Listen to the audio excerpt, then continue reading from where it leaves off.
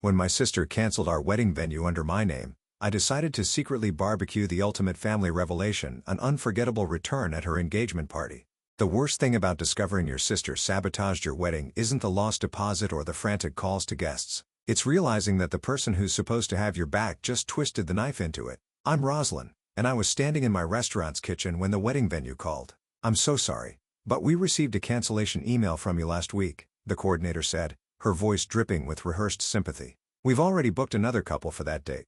My hands trembled as I gripped my phone. "I never send a cancellation email. It came from your account. I can forward it to you if please do."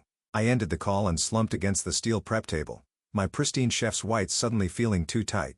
"Hey, you okay?" Quentin appeared beside me, his familiar cologne mixing with the aromas of sautéed garlic and fresh herbs. "You look like you've seen a ghost." I showed him the forwarded email. There it was, a perfectly worded cancellation, supposedly from me, sent from my account. But I noticed something, a telltale signature phrase Hayden always uses. "Warmest regards." My sister's digital fingerprint, clear as day. "I'm going to kill her," I whispered. Quentin wrapped his arms around me. "Let's not jump to conclusions." "Maybe no. This is classic Hayden. Remember last Christmas when she accidentally told Mom about my tattoo right before the family photo shoot? Or when she happened to mention to Dad that I took out a loan for the restaurant?" The kitchen door swung open. Mallory, our family friend and regular customer, bustled in with her usual energy. "Rosalind, I just got the most gorgeous invitation to Hayden's engagement party. Did you see yours yet?" My stomach dropped. "What engagement party?" Mallory's smile faltered. "Oh, I assumed you knew. It's next month at the Metropolitan. Very fancy. William's family is flying in from London." I forced a smile. "How wonderful."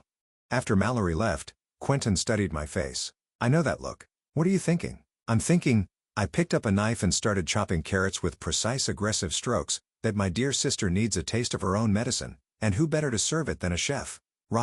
Don't Roz me.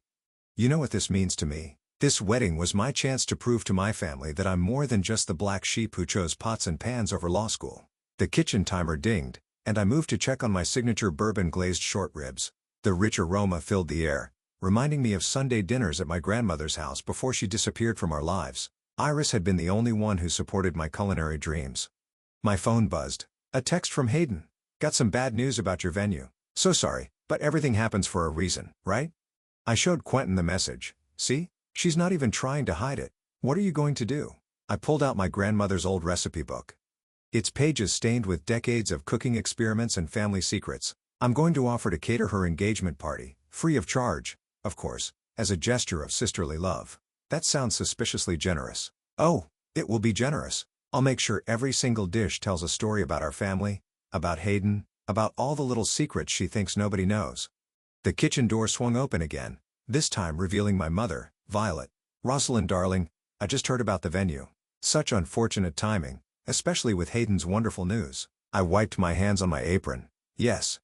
Wonderful news. In fact, I was just about to call her. I want to offer my services for the engagement party, my gift to the happy couple." Mother's perfectly maintained eyebrows rose. "That's unexpected. Are you sure you can handle such a high-profile event?" "Mother, I run one of the most successful restaurants in the city. I think I can handle an engagement party." She pressed her lips together. "Well, if you're certain, just please. Nothing too experimental. You know how traditional Williams' family is? Don't worry, Mother. Every dish will be absolutely unforgettable." After she left, Quentin touched my arm. "Are you sure about this?" I opened my grandmother's recipe book to a particular page, her infamous truth-telling curry, the dish she made when she wanted to spark confrontation. "Sometimes," I said, running my finger down the ingredient list, "revenge is a dish best served not just cold, but with surgical precision." My phone chimed again. The invitation to Hayden's engagement party had arrived in my inbox. I smiled, already mentally crafting a menu that would make Gordon Ramsay proud and my sister very, very nervous. "Let the cooking begin." "You're doing what?" Hayden's voice crackled through my phone speaker as I prepped for dinner service. "Are you serious?" "Completely serious. Consider it my engagement gift." I balanced the phone between my ear and shoulder while whisking a béarnaise sauce. "Unless you don't trust my cooking?" "No. It's not that." She hesitated. "It's just unexpected, especially after the whole venue thing." "Water under the bridge?" I lied smoothly. "Besides, William loves my food. Remember when he came to the restaurant opening?" "Fine," she said finally. "But Mother wants to approve the menu first." I smiled at the sauce, now perfectly emulsified. Of course, I'll have it ready by tomorrow. After hanging up, I pulled out my grandmother's recipe book again. Mallory appeared at my side, eyeing the worn pages. I remember that book. Iris used to create the most amazing dishes with the most interesting stories behind them. That's exactly what I'm counting on. I flipped to a bookmarked page. Remember her revelation risotto? Mallory's eyes widened. The one she served the night your father's affair came out? Rosalind, you're not planning a menu that speaks volumes? That's exactly what I'm planning. I showed her my draft. First course, bitter truth salad with hidden secrets vinaigrette. You're terrible. Mallory laughed, then grew serious. But be careful. Revenge has a way of burning the cook. Speaking of burning, I rushed to rescue a pan of caramelizing onions. Did you ever find out why grandmother left? Mallory shook her head. She just vanished after that last Christmas dinner. Your mother never talks about it. The kitchen door swung open and William walked in. My future brother-in-law looked nervous, tugging at his tie. Rosaline, got a minute? I nodded to my sous chef to take over and led William to my office. What's up? I heard you're catering the engagement party. He sat down fidgeting. Look, I know things between you and Hayden are complicated. Complicated is one way to put it. I leaned against my desk. Did she tell you about the wedding venue? His face fell. She did, after the fact. I tried to talk to her about it, but that's just Hayden being Hayden. She's under a lot of pressure, he said defensively. Her firm's making her junior partner. The wedding planning. Your mother's expectations. I snorted. We all have pressure, William. Some of us don't sabotage our siblings because of it. Just promise me the menu won't cause drama. I smiled sweetly. Would I do that? After he left, I returned to the kitchen and pulled out my phone, scrolling through old family photos. There it was, the last Christmas with grandmother Iris. She'd made her famous truth-teller's tiramisu that night. The next morning, she was gone. Quentin found me still staring at the photo. That's quite a thoughtful look for someone planning revenge. I'm crafting the perfect menu. I showed him my notes. Each dish represents a family secret or scandal. The appetizer, stuffed mushrooms just like the ones served the night Hayden crashed Dad's car and blamed it on me. The soup, a recreation of the bisque from the dinner where Mother announced she'd lost grandmother's inheritance. Roz, Quentin touched my shoulder. Maybe instead of serving revenge, you could try serving forgiveness. Forgiveness doesn't teach lessons. I pulled away, reaching for grandmother's book again. A yellowed envelope fell from between its pages. The letter inside was in Iris's elegant handwriting. My dearest Rosalind, cooking isn't just about feeding bodies. It's about feeding truths. But remember, the sweetest dishes are those that heal, not hurt. When you're ready to understand, find me at the Crimson Rose. The Crimson Rose? Quentin peered over my shoulder. Isn't that the restaurant review column in the Times? My heart stopped. The one written by IP. The initials hit me like a lightning bolt. Iris Parker. My grandmother is the most feared food critic in the city. Plot twist, Quentin whispered. I grabbed my laptop, pulling up every review IP had written. There it was. Subtle references to family recipes, techniques I recognized from my childhood. How had I never noticed? My phone buzzed. A text from Hayden. Mother wants to discuss the menu tomorrow. Breakfast at Café Laurent, 9 a.m. Don't be late. I looked at my draft menu, then at grandmother's letter.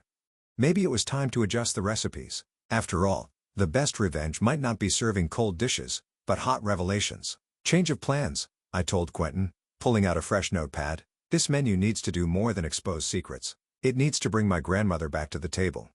Now that, he said, kissing my cheek, sounds like a recipe worth following.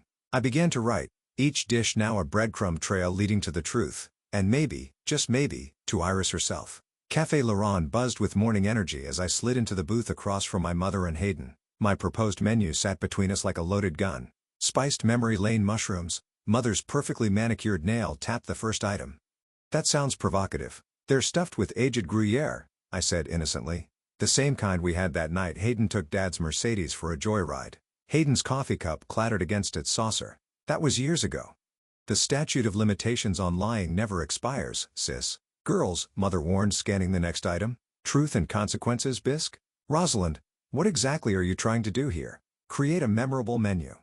Isn't that what you wanted? A waiter appeared with fresh coffee. As he poured, I noticed his name tag, IP. My heart skipped. He was older with silver hair and familiar eyes that crinkled at the corners. He winked at me before disappearing. The main course, Mother continued, oblivious. Grandmother's secret recipe rack of lamb, with her special herb crust. I watched her face carefully. You know, I found some interesting letters in her recipe book. Mother's hand trembled slightly. That old thing? I thought I told you to throw it out. Funny how you wanted me to dispose of our only connection to Iris.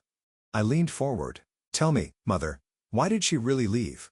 This isn't the time or place. She stood abruptly. Modify the menu, make it less personal. Hayden, come along. As they left, the silver-haired waiter returned. More coffee? No, thanks, but you can tell my grandmother her disguise needs work. He smiled. I'm afraid you're mistaken, miss, but I do have a message from IP. He slipped me a folded note and walked away. The paper felt heavy in my hands. The truth, like a good soufflé, rises best when given proper time and temperature.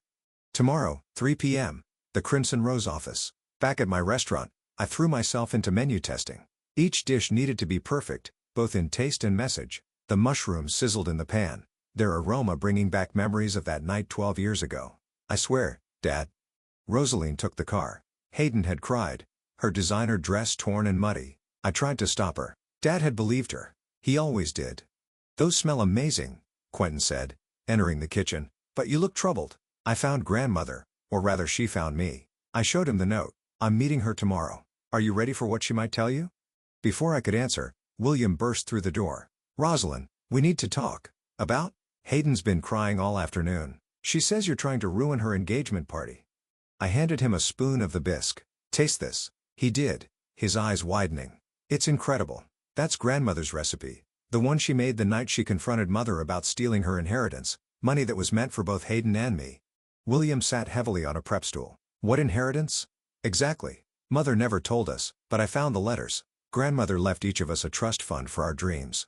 Mine for a restaurant, Hayden's for law school. But Hayden's parents paid for law school. Did they? Or did they use her trust fund and hold it over her head ever since? Understanding dawned on his face. That's why she's so desperate to please them. The kitchen door swung open again. This time it was Mallory holding a magazine. You need to see this. The new Crimson Rose review just dropped. I grabbed it, scanning quickly. It was a review of my restaurant, written with intimate knowledge of my techniques. The final line made my heart stop. Like her grandmother before her, this chef understands that every dish tells a story. Some stories, however, are still waiting to be told. My phone buzzed. A text from an unknown number. The soufflé is rising, dear one. Are you ready to learn why history repeats itself in your family? I have to go, I said, grabbing my coat. Quentin, can you handle dinner service? Where are you going? William called after me. To get some answers, and maybe. I paused at the door to find out why my sister really sabotaged my wedding. The spring air hit my face as I stepped outside. Tomorrow at 3 p.m., I'd finally face my grandmother. But tonight, I had recipes to perfect. Each one needed to be more than just delicious. They needed to be keys unlocking decades of family secrets. Because something told me that Hayden's betrayal wasn't just about sibling rivalry. It was about a pattern, a cycle of lies and manipulation that started long before either of us was born. And I was going to break it, one dish at a time. The Crimson Rose office was exactly what you'd expect from the city's most feared food critic. Minimalist, elegant, and slightly intimidating. But instead of my grandmother, I found an empty desk and another note. The engagement party starts in an hour. Time to serve some truth. I rushed to the Metropolitan where my team had already set up. The appetizers were arranged perfectly. Each mushroom cap a tiny bomb of revelation waiting to explode. Everything's ready, Quentin said, adjusting his tie. But are you sure about this? Before I could answer, Mother swooped in examining the displays. The mushrooms looked different than what you described. Special recipe. I smiled. Dad's favorite, actually. From that night Hayden borrowed his car. Mother's face tightened. Ancient history. Is it? Because I have some fresh history to discuss, like how Hayden accessed my email to cancel my venue. Lower your voice, she hissed. Guests are arriving. They were indeed, London's elite mixing with New York's finest, all here to celebrate my sister's engagement. William's family arrived in a cluster of perfectly tailored suits and posh accents. The first course went out. I watched from the kitchen door as Hayden bit into a mushroom, her eyes widening in recognition. She excused herself from the table and made a beeline for me. That filling? It's exactly like the ones grandmother made that night. Yes, funny how taste can bring back memories, isn't it? Stop it, she whispered. This is my engagement party. And that was my wedding venue. William appeared behind her. Everything okay? Your fiancé was just about to explain why she sabotaged my wedding. I handed him a mushroom. Try it. It's filled with truth and consequences. He took a bite, then froze. This taste, Hayden, it's like that dinner at your parents' house when you told me about the car incident. What car incident? His mother asked, joining us. Nothing, Hayden said quickly. Oh, let me tell the story, I offered. It's about family loyalty and lies. Rosalind, please. Hayden's voice cracked. Not here. The soup course was being served. The bisque's aroma filled the air. Saffron, cream, and secrets. Mother approached, her face pale. You didn't grandmother's exact recipe, I confirmed. The one she made the night she confronted you about the inheritance. William's father perked up. Inheritance? Don't, Mother warned. Why not? I challenged. Afraid everyone will learn how you stole your own daughter's trust funds? The room grew quiet. Hayden gripped William's arm, her knuckles white. That money was meant for our dreams, I continued. My restaurant, Hayden's law school. But you used it to control us instead. Is this true? William asked Hayden softly. She nodded, tears forming. They said I had to prove I deserved it, that I had to be perfect. Perfect enough to sabotage your sister's wedding. A new voice cut through the tension. Everyone turned. There stood Iris, elegant in a black dress, her silver hair styled impeccably. My grandmother, the famous food critic, finally revealed. Hello, Violet, she said to my mother. Your daughter's quite the chef. She understands that every dish tells a story. Mother stepped back. You have no right to be here. Actually, I do. I was invited by the chef. Iris lifted a spoon of bisque. Exactly as I remember it. The night I discovered you'd stolen your daughter's future, the guest murmured. William's parents exchanged concerned looks. You disappeared, I said to Iris. Why? Because your mother gave me a choice. Leave, or she'd ensure neither of you received a penny of your inheritance. I left to build evidence, to become powerful enough to fight back. She gestured around the room. And now, thanks to your culinary skills, the truth is served. Hayden burst into tears. I only canceled her venue because Mother said if I didn't prove my loyalty to the family, they'd pull their support for the wedding, for everything. Still manipulating your daughters, Violet? Iris's voice was sharp. Some recipes never change. The main course was due to go out, but the kitchen door remained closed. The room crackled with tension and unspoken words. William wrapped an arm around Hayden. We don't need their support. We never did. But the firm, the partnership, Hayden protested, was earned by your work, not their money, he said firmly. I watched my sister, really watched her, and saw something I'd missed before. She was as trapped as I had been. Maybe more so. The main course, I announced, will be slightly delayed. I think we all need a moment to digest what's already been served. Iris touched my arm. Sometimes the best dishes are the ones that clear the palate for a fresh start. As the guests buzzed with gossip and shock, I caught Hayden's eye. For the first time in years, I saw my sister instead of my rival. And in her tear-streaked face, I saw the possibility of something I hadn't expected to find on my menu of revenge, reconciliation. I found Hayden in the Metropolitan's garden, mascara streaking down her cheeks. She sat on a stone bench, looking smaller than I'd ever seen her. The lamb's getting cold, I said, sitting beside her. Is that really what you came to tell me? No. I handed her a napkin. I came to ask why you didn't just talk to me, about any of it. She dabbed at her eyes.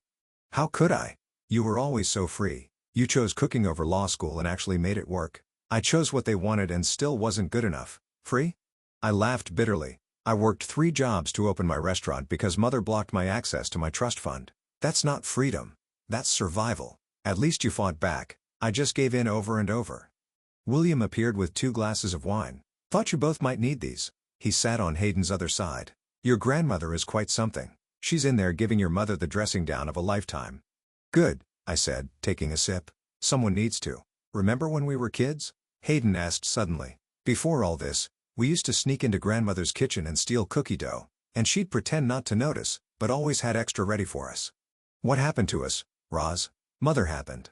Money happened. Fear happened. William squeezed Hayden's hand. Tell her about the partnership. Hayden took a shaky breath. I didn't earn it. Mother pulled strings, called in favors, said it was my last chance to prove I could be successful the right way. When you announced your wedding, she said I had to show where my loyalty lay.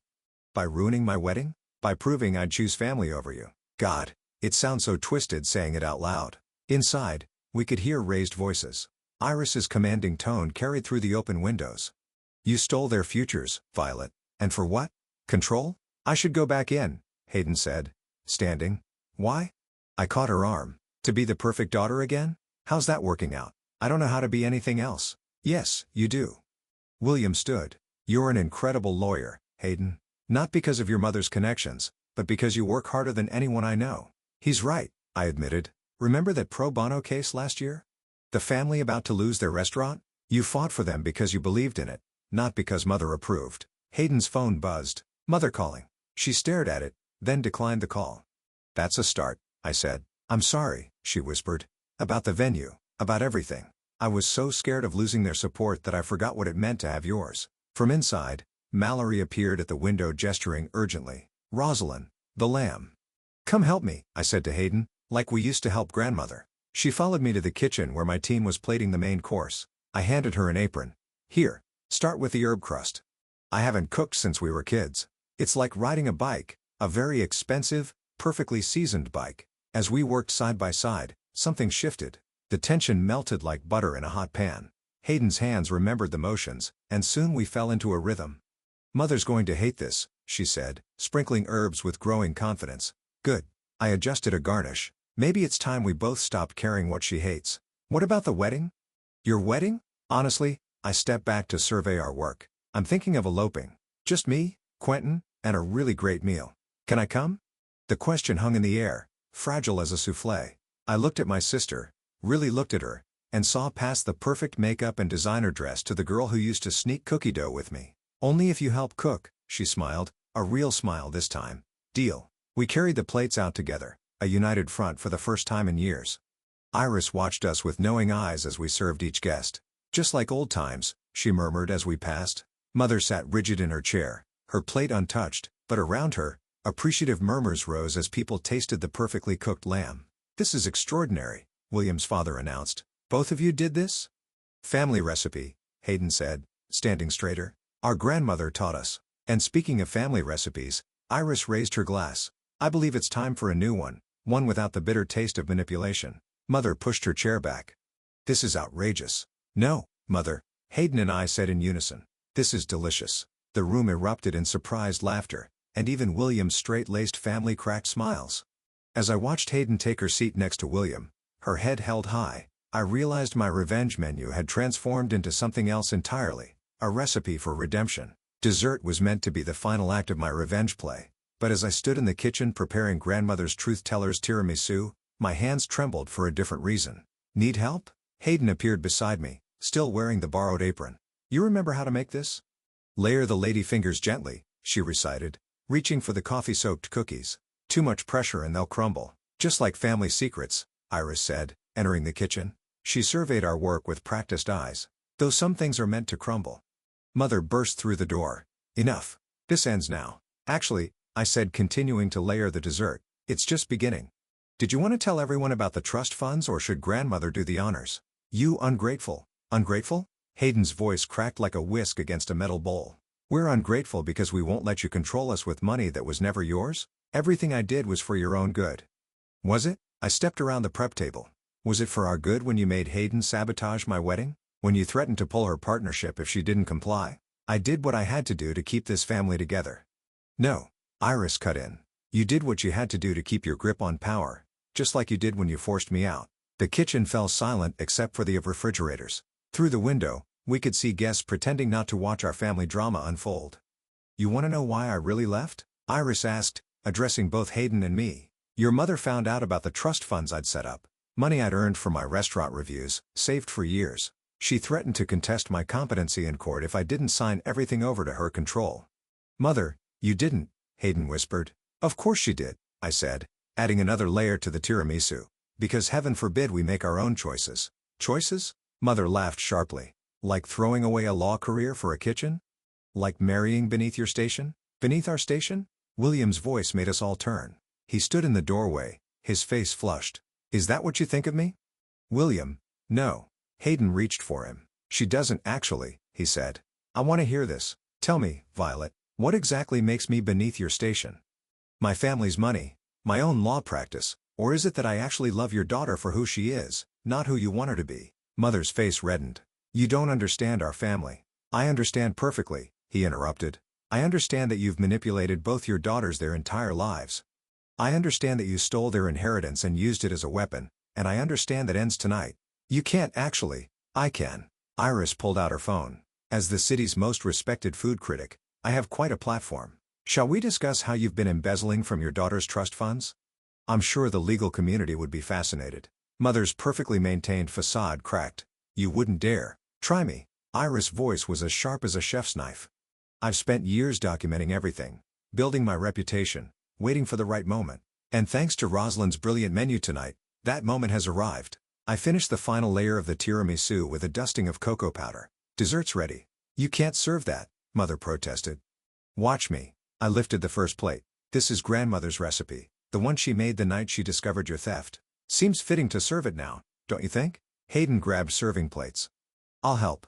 As we moved toward the dining room, Mother called out, if you do this, you'll both be cut off completely. Hayden paused, then turned back. You can't cut us off from money you never had the right to control. She pulled off her engagement ring, and you can't control who I marry either. William and I will have our own wedding, our own way. With my catering, I added, winking at my sister. And my blessing, Iris said firmly. We pushed through the kitchen doors together, carrying truth and tiramisu to the waiting guests. Behind us, Mother stood frozen, her power melting like chocolate in a double boiler. William's mother rose as we entered. Everything all right? Better than all right, William said, taking a plate. We're finally serving honesty for dessert. As the guests tasted grandmother's famous tiramisu, I watched their faces. Each bite seemed to unlock another layer of understanding, of recognition that they'd witnessed something profound.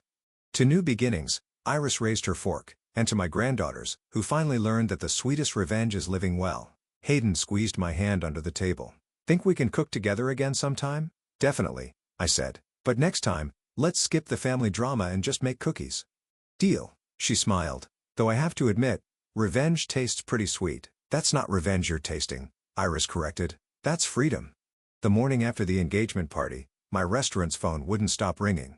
Word had spread about the dramatic dinner, and suddenly everyone wanted a taste of the infamous menu. Table for two under the name William, my hostess called out. I looked up from the reservation book to find William and Hayden, both looking surprisingly cheerful for people whose engagement party had imploded spectacularly. Please tell me you're not here to yell at me, I said. Actually, Hayden pulled out a folder. We're here with a proposition. We sat at my favorite corner table, the morning sun streaming through the windows. A waiter brought coffee without being asked. I've been thinking, Hayden said, spreading papers across the table, about what I really want to do with my law degree. Let me guess, not corporate law? Restaurant law. She grinned. Specifically, helping independent restaurants navigate legal challenges, and I want to start with helping you and grandmother recover the trust funds. William nodded. We've been up all night reviewing the documentation Iris provided. Your mother's financial manipulation wasn't just unethical, it was illegal. Speaking of mother, I stirred my coffee. Has anyone heard from her? She's locked herself in the house, Hayden said, but her lawyer called this morning. They want to negotiate. Of course, they do. I picked up one of the documents. What's this? A business proposal. Hayden's eyes sparkled. Remember how we used to talk about opening a restaurant together when we were kids before mother pushed me toward law school? You want to open a restaurant now? Not exactly. I want to partner with you. I'll handle the legal side. You handle the food. We'll create a place that combines both our talents, and I'll help with the business plan, William added. My family's actually excited about investing. They were impressed by both of you last night. The kitchen door swung open, and Iris emerged carrying a plate. Try this. She set down what looked like a deconstructed apple pie. I call it family reconstruction, broken pieces coming together in a new way. You're cooking in my kitchen? I raised an eyebrow. Our kitchen if you accept my proposal too. She sat down. I'm retiring from food criticism, but I'm not done with food. I want to join forces with my granddaughters. My phone buzzed. Mother calling again. I declined it. She'll keep trying, Hayden warned. Let her. I tasted Iris's dessert. The familiar flavors of childhood mixed with something new. A hint of unexpected spice. This is amazing.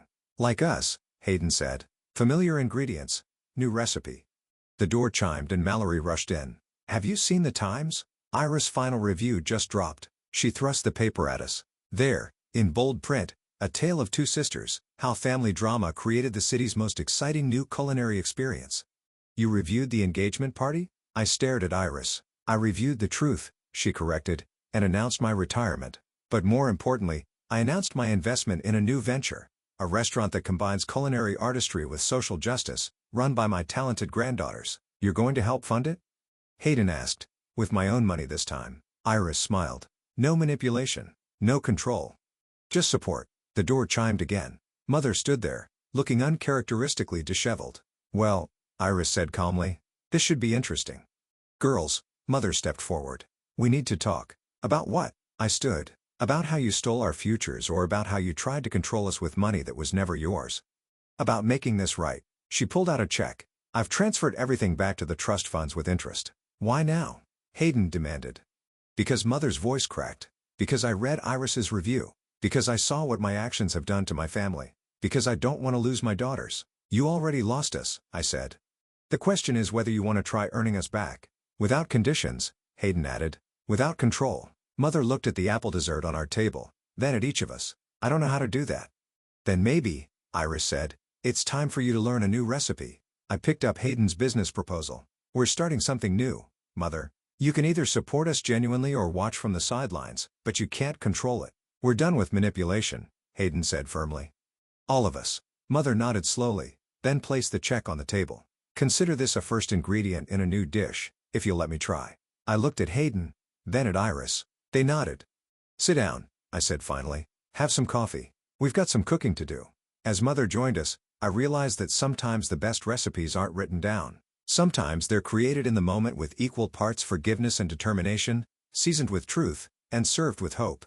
The sign painter finished the last swooping letter, truth and time, where family recipes tell stories. Through the front window of our new restaurant, I watched the morning sun catch the gold leaf, making it shimmer. Stop obsessing. Hayden nudged me. It's perfect. Like your wedding dress? I teased. She smoothed her simple white sundress. Exactly like my wedding dress. No frills, no drama, just us. We transformed an old brownstone into something magical. A restaurant on the ground floor. A legal office upstairs where Hayden already had 3 independent restaurants as clients. The kitchen gleamed with new equipment, funded by our recovered trust funds and legitimate family support this time. The first guest will be here soon, Quentin reminded me, adjusting his tie. You ready? For my sister's wedding brunch or for opening day? Both, Iris said, emerging from the kitchen with a tray of pastries. Though I'd say you've been ready for this your whole life. William arrived with his parents who had become surprisingly strong allies. His mother hugged both Hayden and me. The place looks wonderful and so much more meaningful than some stuffy hotel ballroom. Mother was the last to arrive carrying a wrapped package. She'd spent the past weeks in therapy learning to loosen her grip. It wasn't perfect, but it was progress. Before we open, she said, I want to give you both something. Inside the package was a photo album. Not the polished perfect family portraits she used to insist on, but candid shots from our childhood. Hayden and me covered in flour in grandmother's kitchen, both of us trying on chef hats, our first attempts at baking. I forgot about these, Hayden whispered. I didn't, Mother said. I just forgot what they meant. What really matters? The first guests began arriving. Friends, family, food critics, all properly disclosed as Iris insisted. Each table received a menu card explaining the significance of every dish. Welcome to Truth and Time. I addressed the room. Today, we're celebrating many things. A wedding, a opening, a reunion. Each dish tells part of our story, but more importantly, they represent where we're going, not just where we've been. Hayden squeezed my hand as the first course went out. Those infamous stuffed mushrooms, but with a new twist. Instead of hiding secrets, I explained, these reveal possibilities. The filling changes daily, always a surprise, always honest. William raised his glass. To possibilities and to truth, Hayden added, even when it's hard to swallow. Mother stood, her hands trembling slightly. I'd like to say something. She took a deep breath. I spent years trying to control the narrative of our family. But the best stories, like the best recipes, come from freedom to experiment, to fail, to succeed on your own terms. I'm sorry it took me so long to learn that. Iris caught my eye and nodded. I brought out a special plate, a recreation of her truth-teller's tiramisu, but with a note tucked beside it. The secret ingredient was always love. As everyone ate, I watched the room. William's parents chatting easily with Mother about their upcoming joint venture. Hayden showing a young chef her legal templates for restaurant startups. Quentin and Iris debating the perfect coffee-to-liqueur ratio for tiramisu. Hey, Hayden pulled me aside. Remember when you were planning revenge instead of reconciliation? Funny how recipes change. Speaking of change, she grinned. I'm pregnant. I nearly dropped my spoon. What? Does William know? Not yet. I'm telling him today. Think you can handle being an aunt? Only if I get to teach the kid how to bake. Deal. But no revenge recipes. Promise. Only healing ones from now on. The sun climbed higher, streaming through our front window and illuminating the sign. Below it, we'd added a smaller line, a Parker family creation, all 3 generations listed as founders. Mother approached us, holding her dessert plate. This tiramisu, it's different from before. Better? I asked.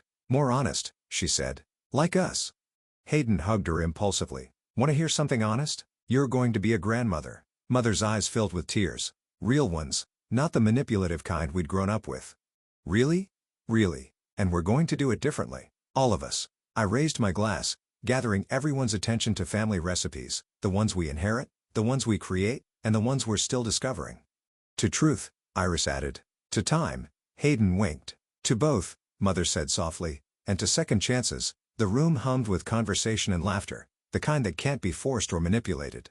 Through the kitchen door, I could see my team preparing for our first official service, each dish designed to tell a story of its own.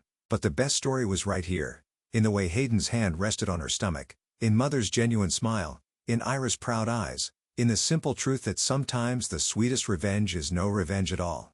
It's letting go, moving forward, and creating something new from the ingredients life gives you, even if some of those ingredients were bitter at first.